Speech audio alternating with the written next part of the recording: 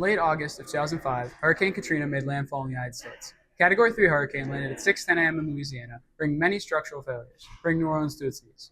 It is the most costly storm of all time in American history, and its impact on the city of New Orleans and the world are still felt to this day. It serves as a lesson to everyone to respect the power of nature. The storm surge has been much bigger than anything ever before. The result has been, in some cases, people being trapped in their homes, trapped in other buildings. The hurricane was a tragedy, with a massive death toll of 1,400 people and its near record high wind speed of 170 miles per hour at its peak. Mainly due to the hurricane, New Orleans' population decreased by 29% in the next 6 years. In comparison, Boston rose in population by 8% in that same time span.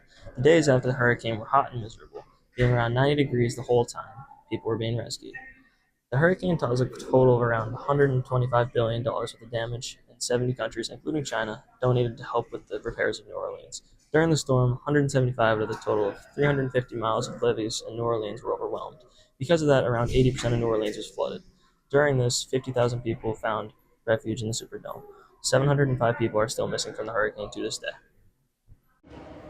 Hurricane Katrina saw 30 to 50% of survivors suffer from PTSD later in life. Some survivors remember walking by others, one saying, "They talk about survivor's guilt. I think of all the people I had to pass by." Others describe and remember the horrific landscape.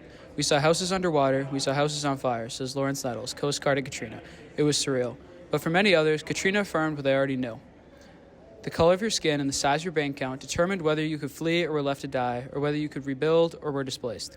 Most of the people that were affected were low-income people of color who couldn't afford to leave. Many of those same people were the last to get their houses built, causing a racial imbalance that still occurs today.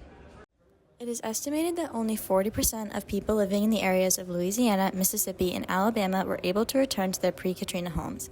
New Orleans, Louisiana, got hit by some of the strongest storm surges, causing over 70,000 people to leave the city following the hurricane. Of those 70,000, roughly 85% of people returned to live in the city of New Orleans again. Of those who didn't return to the city, many moved to Houston, Dallas, and Atlanta. Paula Johansson Riley, who lived in New Orleans with her family before the hurricane, recalls 20 years after the storm that, "We left New Orleans, but New Orleans never left us." Many of the families, like Riley's family, who were hit by the storm, carry the fear of investing in a home even 20 years after the hurricane took place, for fear of a natural disaster occurring like this again. However, these people also recall that the hurricane taught them how to move on and how to accept change.